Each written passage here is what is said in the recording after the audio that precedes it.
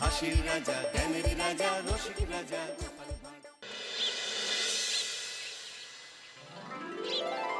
সত্যি এই বছর আমাদের কৃষ্ণনগরে ঠাকুর মুখ তুলে চেয়েছেন। হ্যাঁ মহারাজ, ধান একেবারে পরিপূর্ণ হয়েছে। তা কবে ধান কাটা হবে পুটির বাবা? ধান তো একেবারে পেকেই এসেছে, সপ্তাহখানেকের মধ্যে ধান কাটতে হবে। বেশ বেশ, তাহলে তো ভালোই হলো। এই মাসের শেষের দিকেই তো নবাব বাহাদুরকে শস্যের খাজনা পাঠানোর কথা। হ্যাঁ মহারাজ, এবারে নবাব বাহাদুর খুশি হবে। ঠিক বলেছ গোপাল।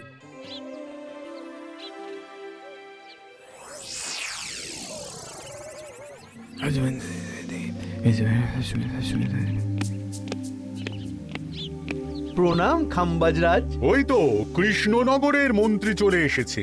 ও, এর কথাই তুমি বলেছিলে? হ্যাঁ, ওই রাজ্যের সব খবরাখবর আমায় দেয়। ইনি কে? ইনি হলেন জমিদার কেশকান্ত বর্মন, আমার রাজ্যেরই দক্ষিণ পশ্চিম গ্রামের জমিদার, আমার প্রিয় বন্ধু। নামটা বেশ অন্যরকম, কেশকান্ত। আসলে ওদের বংশ পরম্পরায় সকলের উন্নত ঘন কেশ আছে, তাই ওদের পরিবারের সবারও নামে একটা করে কেশ আছে। আমি খাম্বাজ রাজের সৌমিত্র এবং সুপরামর্শদাতা। কিছুদিন আগে আমার মাথায় খুব খুশকি হচ্ছিল, মাথার চুল পাতলা হয়ে আসছিল। কিন্তু আমার পরামর্শে একটা তেল মাখতেই মহারাজের মাথার চুল এখন ঘন হয়ে উঠেছে, আর কোনো সমস্যা নেই। বাবা বাবা, ভালো ভালো ভালো। এবার তাহলে কাজের কথাটা বলে দিন। এবারে তো শুনলাম তোমাদের রাজ্যে অনেক ধান উৎপাদন হয়েছে, তাই স্বাভাবিকভাবে নবাব বাহাদুরের কাছে রাজস্ব অনেক বেশি দেবে, কি তাই তো? হ্যাঁ, এবারে রাজস্ব দানে কৃষ্ণনগরই প্রথম হবে। না, তা হবে না। নবাবের কাছে অত ধান পৌঁছবে না, এমনকি কৃষ্ণচন্দ্রের কাছেই চাষিরা বেশি ধান রাজস্ব দিতে পারবে না। সেটা কি করে হয়? পাকা ধানে মই দিতে হবে। বললাম না, ও আমার সুপরামর্শদাতা। হ্যাঁ, আমার মন্ত্রীকে বাণিজ্যের কাজে বাইরে পাঠিয়েছি কিছুদিন, তাই কেশকান্ত মাঝে মধ্যেই আমার কাছে আসে, গল্পগুজব করে আর সুপরামর্শ দেয়। কিন্তু আমি কি করব? তুমি রাতের অন্ধকারে চাষিদের ধান জমিতে পাকা ধানে মই দিয়ে দাও, এমন ভাবে কাজটা করবে যাতে কাকপক্ষীতেও টের না পায়। আর তাতে আমার লাভ? প্রত্যেক বছর নবাব রাজস্ব দানে বিজয়ীকে ৩,০০০ মোহর দেয়, আমি তোমাকে তার থেকে ১,০০০ মোহর উপহার দেব। ১,০০০ মোহর? হ্যাঁ হ্যাঁ, যাও যাও যাও, কাজটা শুরু করে দাও। আচ্ছা।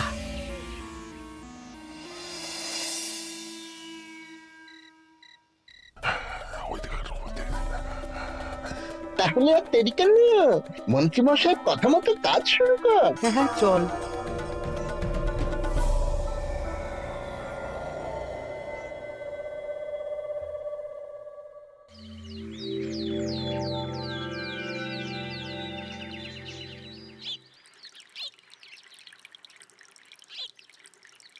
এবারে তো চাষাবাদ বেশ ভালোই হয়েছে। আশা করি নবাব বাহাদুরের কাছ থেকে এবারে আমরাই পুরস্কার পাবো। হ্যাঁ মহারাজ, সারা বাংলায় কৃষ্ণনগরের মতো উৎপাদন এই বছরে কোথাও হয়নি। সর্বনাশ হয়ে গেছে মহারাজ, সর্বনাশ হয়ে গেছে। কি সর্বনাশ হয়েছে গো পুটির বাবা? গতকাল রাতে আমাদের সব জমির পাকা ধানে মই দিয়ে দিয়েছে। সে কি? এবার আমরা কি করব মহারাজ? কাদের কাদের জমিতে হয়েছে এসব? যেই জমিতে তাকাবেন সেই জমিতেই এই কাণ্ড, ধান ঝরে সব মাটিতে পড়ে আছে। এবার আমরা কি করব? হায় হায় হায়, এবার আমাদের রাজ্যের কি হবে? নবাব বাহাদুরকে তো জবাব দিতে পারবো না। বড় বিপদ হয়ে গেল, রাজ্যে গ্রহের প্রকোপ নেমে এলো। ও, আর কদিন পরেই আমার টেকে আসবে ১,০০০ মোহর। ঠিক আছে, তোমরা সবাই এখন বাড়ি যাও। না, আমার মন মেজাজ ভালো নেই।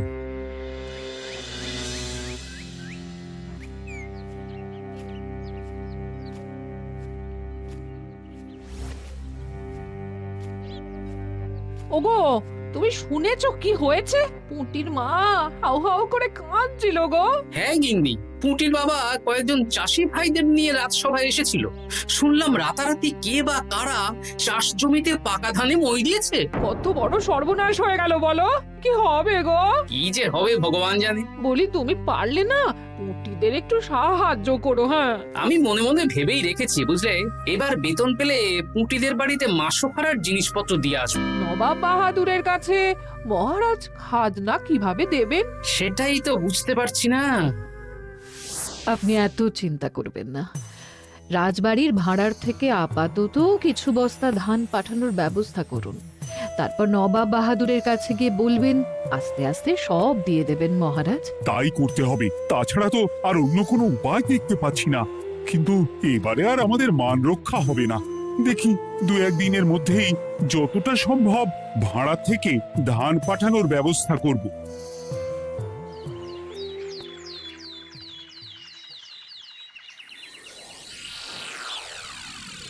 এই বছর 10,000 বস্তা ধান রাজস্ব এসেছে খাম্বাজ রাজ্য থেকে, 7,000 বস্তা ধান এসেছে বর্ধমান রাজ্য থেকে, আর মাত্র 100 বস্তা এসেছে কৃষ্ণনগর থেকে। তাই এই বছরের বিজয়ী রাজ্য হচ্ছে খাম্বাজ রাজ্য।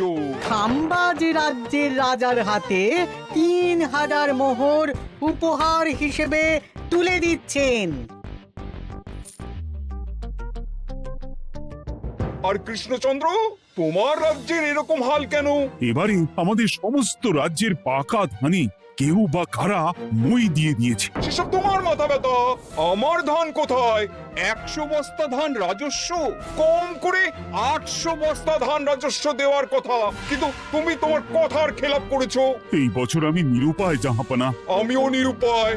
হয় তুমি আগামী 1 সপ্তাহের মধ্যে আমাকে 5,000 মোহর দেবে, নইলে কৃষ্ণনগরের সিংহাসন থেকে সরে যাবে। এত বড় শাস্তি দেবেন না নবাব বাহাদুর।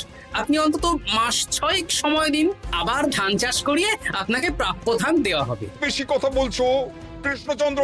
তুমি 5,000 নয়, 6,000 মোহর 1 সপ্তাহের মধ্যে দেবে। বেটা গোপাল বেশি পাকা, অত কথা বলতে কে বলেছিল? গোপাল, এটা তুমি কি করলে? হায় হায় হায়! সর্বনাশের সময় যখন ঘনিয়ে আসে তখন বিপদের ওপর বিপদ এভাবেই আসে। আমার পাওনা। আরে এখন না, তোমাকে পাঠিয়ে দেব। ওই দেখুন, খাম্বাজ রাজের সাথে কথা বলছি। এখন বেশি কথা বললে কৃষ্ণচন্দ্র আর গোপাল সন্দেহ করবে। চলুন তো দেখি ওখানে গিয়ে কি কথা বলছে। কি কথা বলছো মন্ত্রী? মন্ত্রী আমায় বিজয় অভিনন্দন জানাচ্ছিল। বিজয় অভিনন্দন তো উপহার পাওয়ার সময় জানাতে পারতেন মন্ত্রী মশাই। যাই হোক, আপনাকে তো ঠিক চিনতে পারছি না। আমার নাম কেশকান্ত, আমি খাম্বাজ রাজ্যের দক্ষিণ পশ্চিম গ্রামের জমিদার। কেশকান্ত আমার বিশেষ বন্ধু। আপনার কেশ নিয়ে বেশ ভাব দেখছি। হ্যাঁ, ওই কদিন আগে তো খাম্বাজ রাজের মাথার চুল পাতলা হয়ে আসছিল, খুশকি হচ্ছিল আর কি। তো ওনার পরামর্শে একটা তেল মেখেই তো খাম্বাজ রাজের আবার ঘন কালো চুল ফিরে এসেছে। কেশকান্ত জমিদার হতে পারে, কিন্তু ওর অর্থনৈতিক অবস্থা তাবর রাজাদের থেকে অনেক ভালো। কয়েক হাজার বিঘা জমির মালিকও, তার সাথে চুলের তেলের ব্যবসা করেও হাজার হাজার মোহর রোজগার করে। এই, এখন চুল নিয়ে চুলোচুলি না করে চলো কৃষ্ণনগরে ফিরি। এমনিতেই মন মেজাজ খারাপ, 1 সপ্তাহের মধ্যে আবার 6,000 মোহর জোগাড় করতে হবে। হ্যাঁ, চলুন চলুন।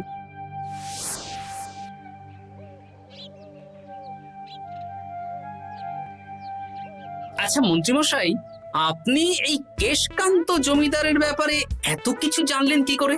ওনার সাথে তো আমাদের আজই প্রথম দেখা। হাওয়ায় কত খবরই ভেসে আসে, সেরকম আমার কানেও এসেছিল। এসব বাদ দাও। গোপাল, মন্ত্রী, দুজনেই ভাবনা চিন্তা করো কিভাবে 6,000 মোহর জোগাড় হবে। পাকা ধানে মই পড়লো, এখন আবার এত বড় বোঝা। আমার কাছেও মহারাজ বেশি অর্থ নেই, সব মিলিয়ে মিশিয়ে ওই 150 থেকে 200 মোহর মতো আছে বাড়িতে। যদি বেশি থাকতো আমি আপনাকে নিশ্চয়ই সাহায্য করতাম মহারাজ। তাও করতেন কিনা সন্দেহ। তুমি চুপ করো। মন্ত্রীমশাই ওই লোকটাকে জানলো কি করে? এই লোকটাকে তো আগে দেখারই কথা না। না, ব্যাপারটা নিয়ে ভাবতে দিতে হবে। চলুন চলুন।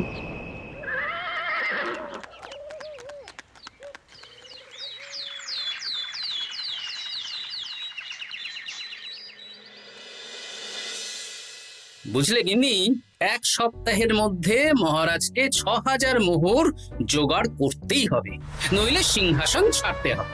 এখন কিন্তু আমাদের উচিত মহারাজের পাশে দাঁড়ানো। কিছু ভেবেছো কি?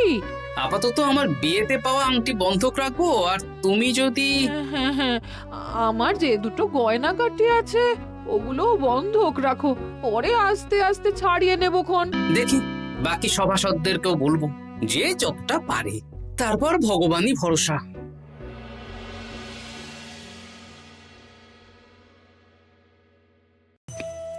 আপনি এত চিন্তা করবেন না মহারাজ। চিন্তা না করে কি আর কোনো উপায় আছে? সিন্ধুকে যা আছে তা দিয়ে ৩,০০০ মোহর হয়ে যাবে, কিন্তু তারপর আর কি করব? এবার কি নিরুপায় হয়ে জায়গা জমি বিক্রি করতে হবে? কিছু একটা করতেই হবে। আপনি গোপালকে একবার বলে দেখুন, প্রত্যেকবার যখনই বিপদে পড়েছেন তখন গোপালই আপনাকে বাঁচিয়েছে। দেখি আগামীকাল রাজসভা শুরু হওয়ার আগে গোপালের সাথে ব্যাপারটা নিয়ে আলোচনা করব।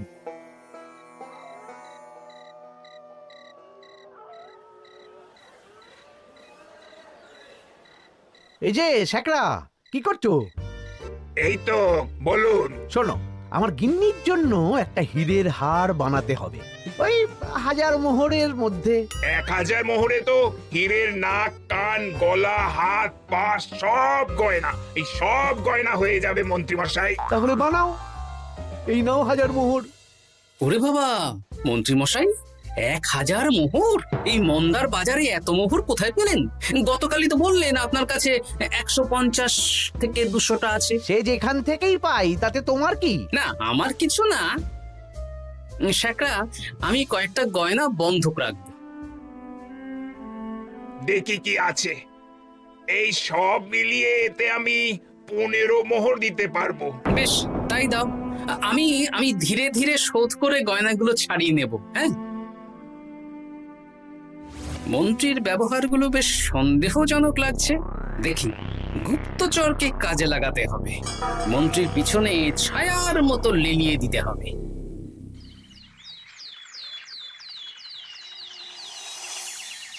মহারাজ, আমি চেষ্টা করছি আপনার এই মোহর কিভাবে জোগাড় করা যায়, আপ্রাণ চেষ্টা করছি। দেখো, আমি ৩,০০০ মোহর পারবো, কিন্তু তার বেশি হলে জায়গা জমি বেচতে হবে, হাতে যে বেশি দিন সময়ও নেই। আচ্ছা মহারাজ, দেখছি। তবে মন্ত্রীমশাই চাইলেই আপনাকে ১,০০০ মোহর দিয়ে সাহায্য করতে পারতেন, কিন্তু উনি তা না দিয়ে ওনার গিন্নির গয়না বানাচ্ছেন, হীরের গয়না। দেখি, মন্ত্রী তো কালকেই বলল ওর কাছে ১৫০ থেকে ২০০ মোহর আছে মাত্র। ১,০০০ মোহর কোথা থেকে পেল? সে উনিই জানেন, তবে তার খবর খুব তাড়াতাড়ি আশা করি পেয়ে যাব মহারাজ।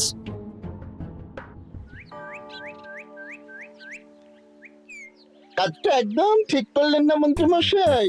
আপনার কথা শুনে আমরা সবার জমির পাকা ধানে মই দিলাম, কিন্তু আমরা একটা পয়সা পেলাম না। আপনি যে এই কাজ করার জন্যে খাম্বাজ রাজার কাছ থেকে ওই ১,০০০ মোহর উপহার পেলেন, সেটা দিয়ে গিন্নির গয়না বানাতে দিলেন, কিন্তু আমাদের বেলায় লবডঙ্কা। আরে তোদেরকেও দেবো, একটু সবুর কর, আগে গিন্নির মাথাটা ঠান্ডা করি। না না, আমাদের এক্ষুনি চাই। আরে এক্ষুনি কি করে দেবো, আমার হাত খালি।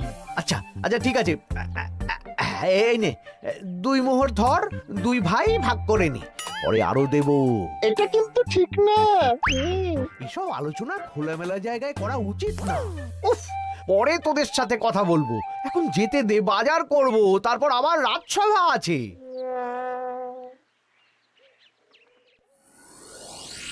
আচ্ছা, এই ব্যাপারটা মহারাজকে আর গোপাল দাদাকে জানাতে হবে।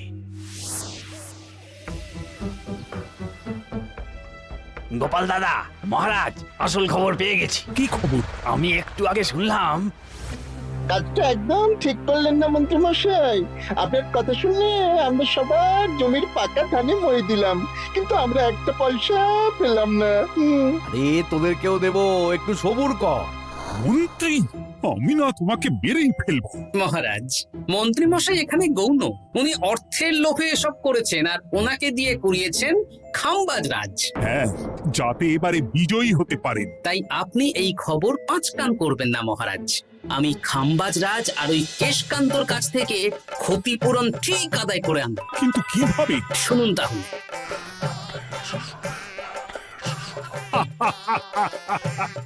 দারুণ বুদ্ধি। তাহলে এখন আসি মহারাজ, কাউকে কিচ্ছু বলার দরকার নেই। আপনি শুধু আগামীকাল সন্ধেবেলা খামবাজ রাজের দরবারে চলে আসুন। পারলে নবাব বাহাদুরকেও সঙ্গে করে নিয়ে আসুন। হ্যাঁ,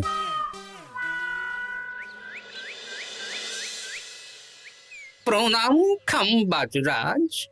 কে আপনি? আমি হতাশ রঞ্জন, পশ্চিমে থাকি। কি চাই বলুন?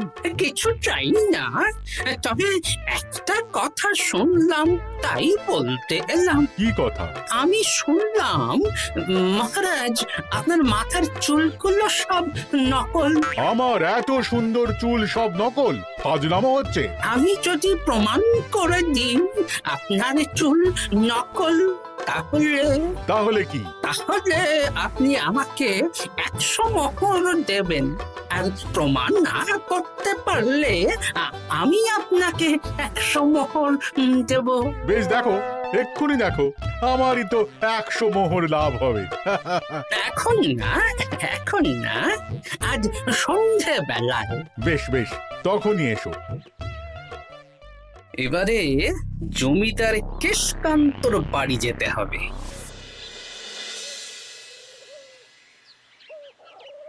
জমিদার মশাই বাড়ি আছেন? কে মশাই আপনি? আমি হতাশ রঞ্জন, পশ্চিমে থাকি। আমি বিশাল ক্ষমতাশালী লোক। কিসের ক্ষমতা? আমি রাজরাজাদের মারধর করি, চুল ধরে টানি, শাস্তি দিই। এসব কি উল্টো পাল্টা বলছেন? খামবাজ রাজ আপনার বন্ধু না? হ্যাঁ, প্রিয় বন্ধু। ওনাকেও আমি আপনার সামনে চুল ধরে টানবো, কিন্তু উনি কিচ্ছু করতে পারবেন না। উনি আপনাকে শুলে চড়াবেন। কিছুই করতে পারবেন না।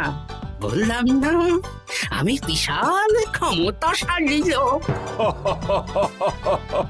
বিশ্বাস হচ্ছে না তো? তাহলে বাজি ধরুন, 10,000 মোহরের বাজি। 10,000 মোহরের বাজি? হ্যাঁ, আজ আমি খামবাজ রাজের রাজবাড়ি যাব, আর আমার শক্তি প্রদর্শন করব। ওনার চুল ধরে টানা হেঁচড়া করব, ওনাকে আহত করব, কিন্তু উনি আমাকে কিছুই করতে পারবেন না। বেশ, রাজি। বাজি 10,100 মোহর দিতে পারবেন তো? হ্যাঁ, আমি বাজি হারলে আপনাকে দেব 10,100 মোহর। দরকার হলে ওই কাগজে কলমে লিখিত পরিত করে নিন। বেশ, তাহলে তাই হোক। কিন্তু হ্যাঁ, একটা কথা, আমি শক্তি প্রদর্শন করার আগে থেকে প্রক্রিয়া চলাকালীন সময় পর্যন্ত আপনি খামবাজ রাজের সাথে কোনো কথা বলতে পারবেন না। বেশ বেশ।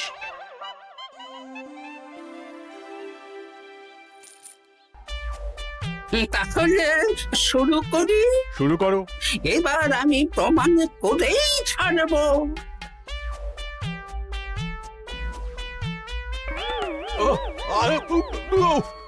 লাগছে লাগছে, বাবারে, লাগছে এই সেরেছে। লাগছে এ তো সত্যি সত্যি চুল ধরে টানছে। লাগছে লাগছে, বাবারে, বাবা। ওরে বাবা রে বাবা, কি শক্ত! এ কি, খামবাজরাজ কিছুই তো বলছেন না। তাহলে কি আমি হেরে গেলাম? না না খামবাজ রাজ, আমার ধারণা ভুল। যা শুনেছি তাও ভুল। এবার বিশ্বাস হলো তো? দাও দাও, এবারে 100 মোহর দাও। দিন কেশকান্ত মশাই, আমাকে 10,100 মোহর দিন। এ কি, ও তোমাকে 10,100 মোহর কেন দেবে? ওনার সাথেও তো বাজি ধরেছিলাম। কি বাজি? আপনার এখান থেকে বেরিয়ে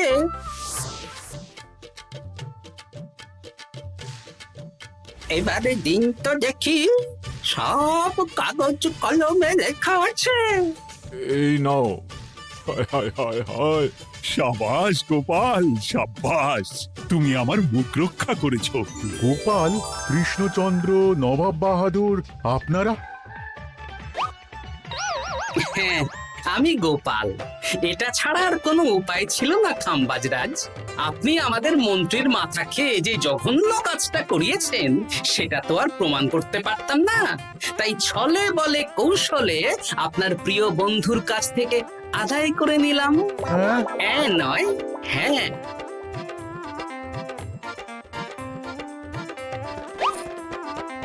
এই নিন মহারাজ।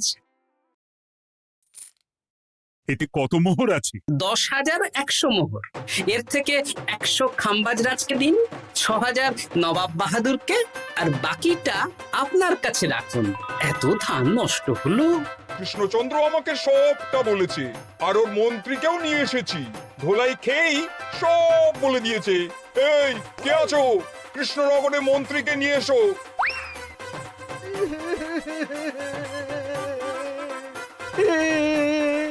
মার খেয়ে আমি সব বলে দিয়েছি খাম্বাজরাজ। উদ্ধার করে তো জাহাপানা, আমাকে ক্ষমা করে দিন। এর কোনো ক্ষমা নেই। তোমাকে আমি কারাগারে বন্দি করব। হায় হায় হায়,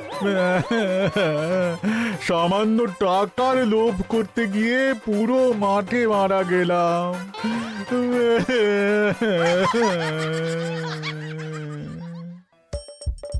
হাসির রাজা জ্ঞানের রাজা রসিক রাজা